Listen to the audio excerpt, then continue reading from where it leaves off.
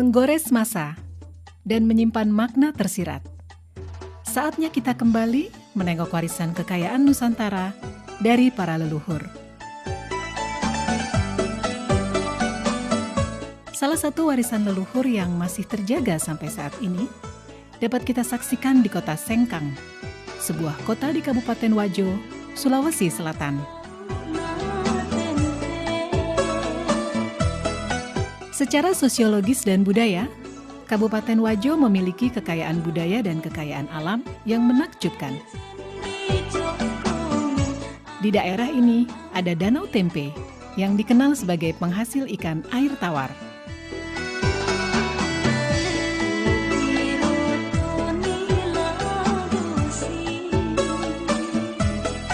Danau Tempe terbentang laksana cermin raksasa di sisi barat kota Sengkang. Danau ini memiliki pesona alam yang elok dan unik. Perkampungan nelayan tradisional bernuansa Bugis berjajar sepanjang tepian danau. Berjarak 2 km arah timur kota Sengkang, dekat Danau Lampulung, terdapat kampung adat Attakae. Di sana terdapat bangunan duplikat rumah adat Wajo. Salah satu di antaranya yang terbesar adalah Seo Raja atau Istana Raja Latenri Bali.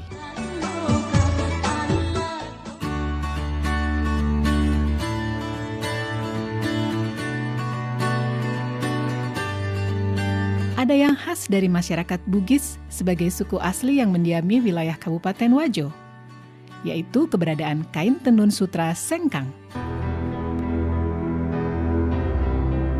Menurut cerita turun-temurun dan beberapa literatur, kain tenun sutra Sengkang telah ada sejak ratusan tahun silam. Pertama saya mengungkap sebuah naskah yang pernah saya baca, yaitu Lontrak Belawa. Di situ pertama kali saya temukan kata-kata sutra.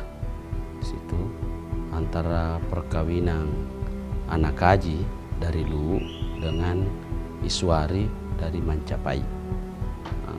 Di situ juga saya temukan kata-kata di dalam lontrak, kata-kata Sengkang. Lalu ini putri dari Mancapai dengan perkawinannya dengan Anakaji dari Luwu, maka diberikan kekuasaan di 4 daerah, yaitu Tempe, Singkang, Tampangan, dan Wage.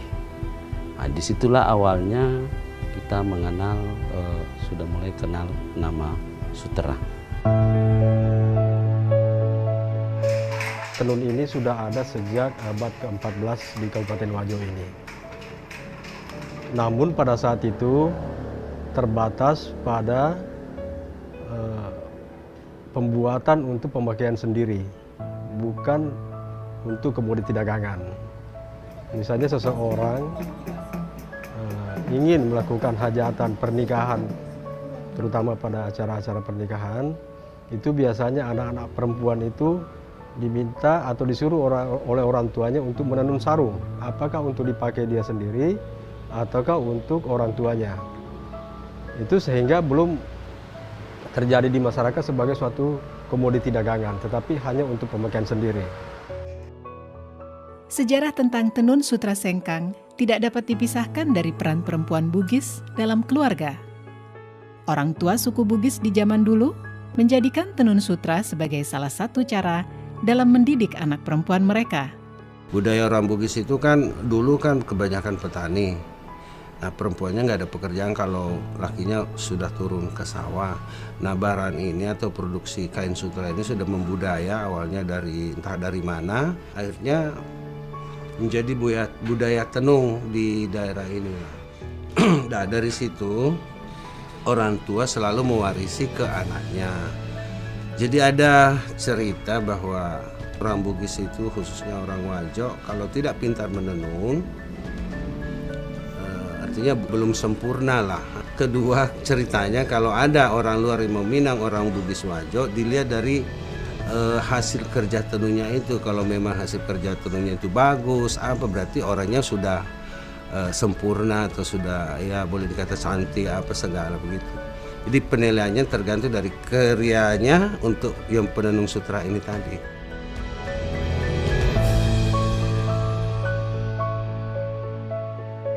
Salah satu cara untuk mendidik anak-anak perempuan zaman dulu agar supaya perempuan-perempuan ini bisa menjaga diri, terhindar daripada hal-hal negatif, sehingga lebih banyak dianjurkan atau disuruh oleh orang tuanya untuk tinggal di rumah untuk menenun. Nah, sehingga akhirnya menjadi suatu tradisi dan budaya pada masyarakat Bugis, khususnya di Kabupaten Wajo ini, setiap anak perempuan harus pandai menenun. Dalam bahasa lokal, yaitu Bugis, sutra disebut dengan sabbe. Menengok ke masa yang lalu, aktivitas masyarakat Wajo dalam mengelola sutra sudah dilakukan secara turun-temurun, baik dalam skala industri rumah tangga maupun industri menengah.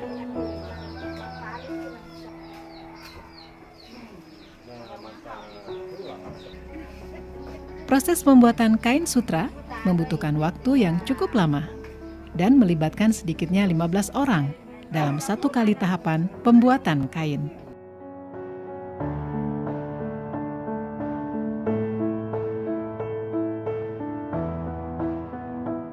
Sebelum menjadi benang sutra, ada proses yang cukup panjang yang dimulai dari peternakan ulat sutra.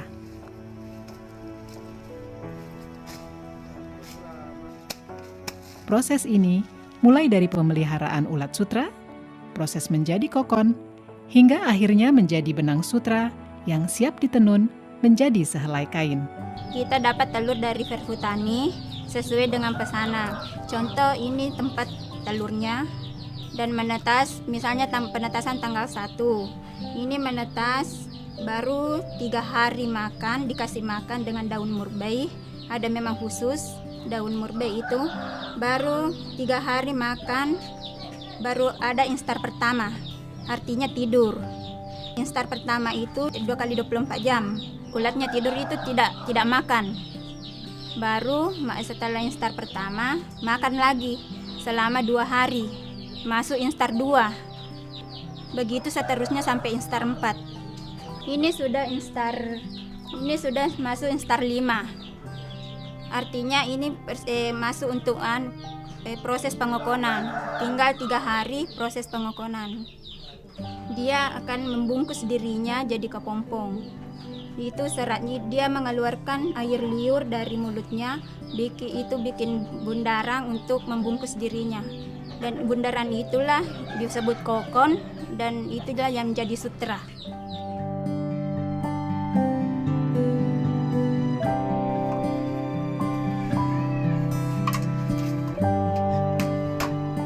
Dalam proses pembuatan benang sutra menjadi kain sarung sutra, masyarakat pada umumnya masih menggunakan peralatan tenun tradisional, yaitu alat tenun gedogan atau masyarakat Sengkang menyebutnya alat tenun walidah.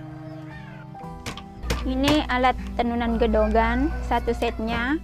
Ini pertama alat gulungan benang, baru ini alat penindis untuk menekan benang bawah, baru ini tali untuk alat pembantu untuk benang bawah. Ini sisir, alat untuk mengatur lusi. Ini juga walidah, alat untuk merapatkan benang pakan. Ini teropong, alat untuk memasukkan benang pakan. Dan ini wakangan, alat untuk gulungan kain. Perkembangan teknologi yang datangnya dari tanah Jawa berpengaruh terhadap proses pembuatan tenun sutra di sekitar tahun 1950 dan membuat sebagian proses pembuatan dengan alat tenun gedogan beralih menjadi alat tenun bukan mesin.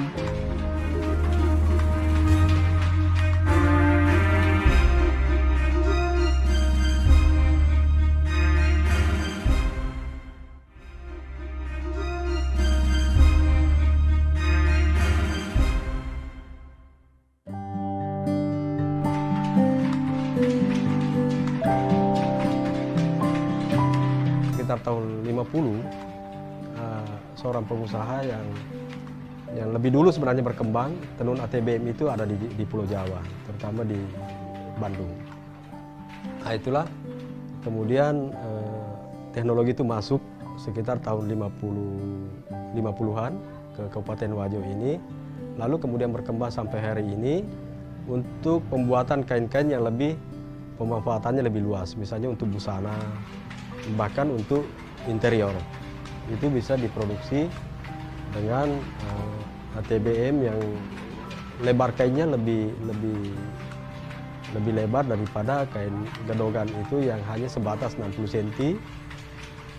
Kalau tenun ATBM itu sampai hari ini sudah ada lagi pengembangan baru, bisa mencapai 150 cm.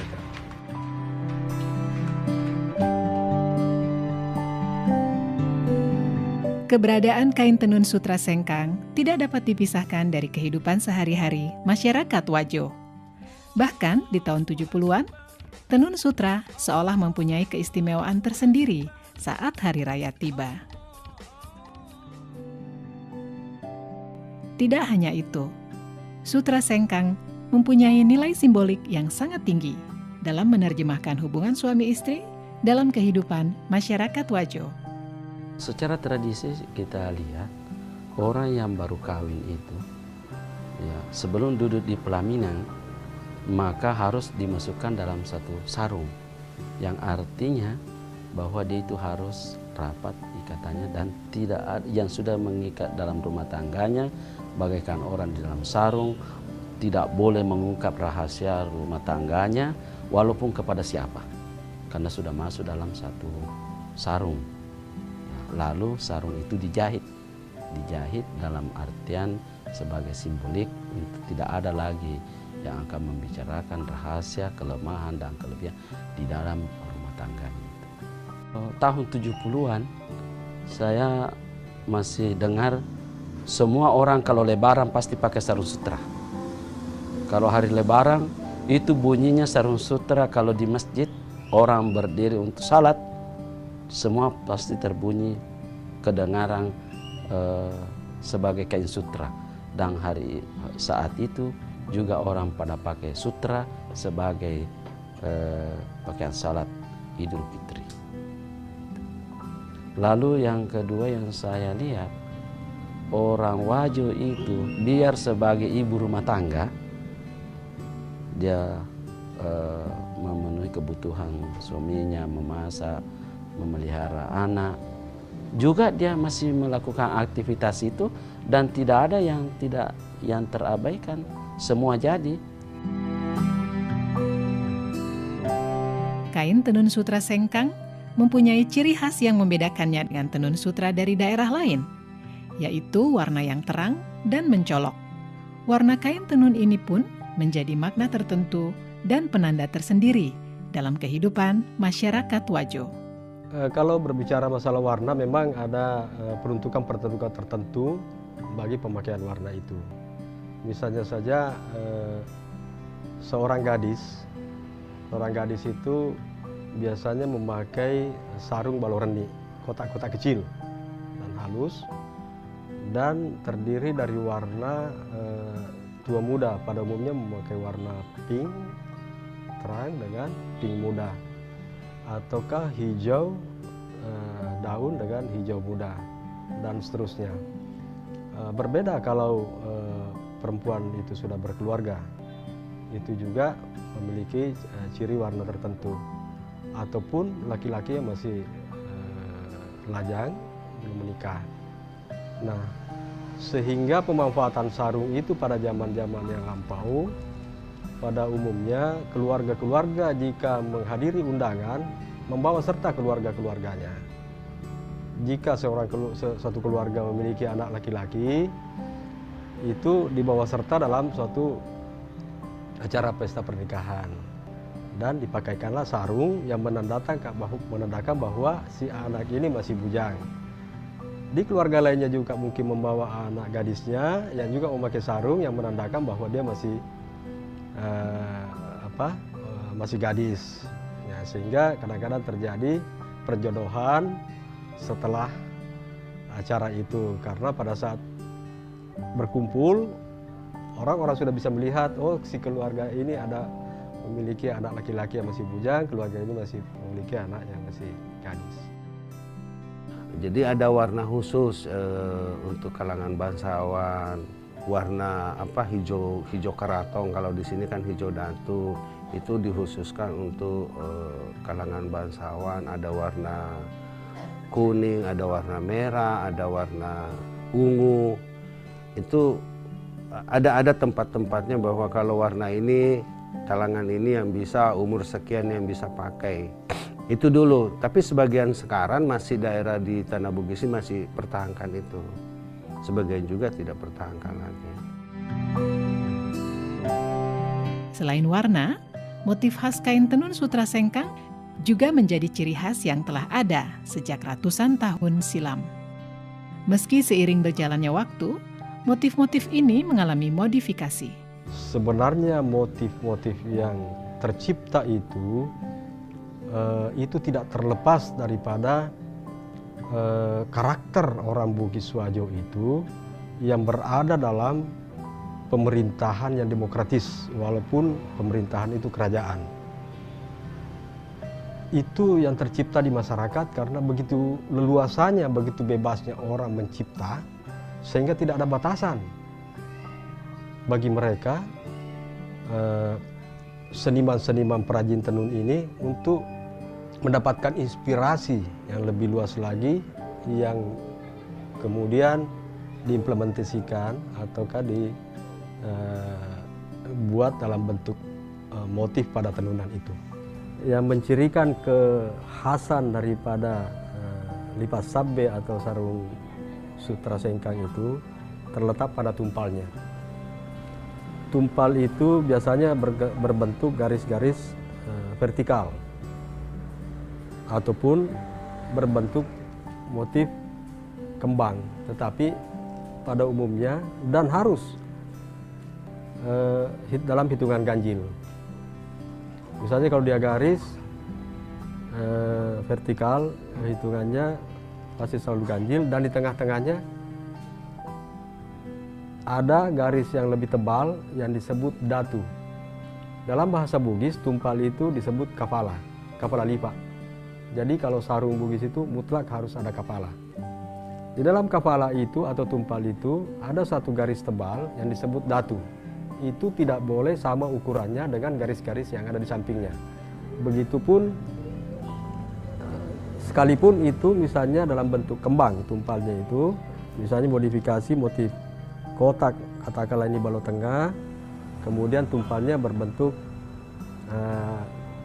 kembang-kembang kecil. Hitungannya selalu ganjil, 1, 2, dan 3. Tetapi dalam penempatan garisnya itu harus ada di tengah-tengahnya itu berbentuk garis besar atau lebih tebal ukurannya, lebih lebar ukurannya dibandingkan garis-garis yang ada di sampingnya. Ya, motif ini namanya balomakalu atau motif melingkar. Posisinya dalam posisi horizontal. Sarung ini diproduksi kurang lebih 50 tahun yang lalu. Jadi motif makalu ini menggambarkan hubungan antara manusia dengan manusia dalam kehidupan sehari-hari. Kalau dalam agama Islam disebut hablum minan nas. Motif ini namanya balok tetong atau motif vertikal. Ini menggambarkan hubungan antara manusia dengan Tuhannya. Jadi karena masyarakat Wajo adalah masyarakat yang religius, sehingga dalam penciptaan motifnya pun juga itu tergambarkan bahwa hubungan antara manusia dengan Tuhan itu juga sangat penting. Sehingga terciptalah balok tertong ini. Motif ini namanya balok reni atau motif kotak kecil. Biasanya peruntukannya untuk kaum perempuan. Filosofi daripada balok reni itu adalah kotak-kotak kecil, yang berarti perempuan itu memiliki kehalusan, baik dari perasaan, tingkah laku, dan lain sebagainya. Dan penguasaannya pun juga berada pada lingkup kecil. Motif ini namanya malolobang, biasa juga disebut surak laba. Artinya terdiri dari paduan motif-motif yang berbentuk kotak yang lebih besar. Motif ini namanya motif atau balom mapagiling. Teknik menenunnya dipadukan dua teknik sekaligus. Ini teknik tenun ikat dengan teknik subi. Subi ini biasanya dipakai pada teknik pembuatan motif lagosi atau kembang-kembang lainnya. Mirip dengan teknik songket yang digunakan di Sumatera ataupun Kalimantan. Selain motif-motif yang memiliki filosofi yang syarat dengan adat istiadat, ada juga motif lagosi yang beberapa tahun belakangan mempunyai tempat istimewa bagi para pecinta kain tenun sutra sengkang. Motif lagosi diibaratkan sebagai perlambang cinta dan harga diri seorang perempuan Bugis. Motif lagosi itu terjadi sekitar tahun 1930. Ketika itu secara besar-besaran masyarakat Wajo, kaum lelakinya itu banyak yang merantau, seperti misalnya ke Malaysia, ke Sumatera, di Kalimantan, dan daerah-daerah lainnya. Nah, sehingga perempuan-perempuan yang ditinggal oleh suami untuk menjaga diri, itu melakukan aktivitasnya kebanyakan di rumah dengan menenun. Dari situlah kemudian muncul inspirasi, kerinduan mereka akan kembalinya sang suami, maka ditenunlah motif-motif lagosi itu yang berbentuk setangkai kembang. Itu perlambang cinta yang terus dijaga, sekalipun bertahun-tahun ditinggal oleh suami. Menjaga kesucian, menjaga harga diri seorang perempuan, saya kira di seluruh Indonesia adalah harga mati juga.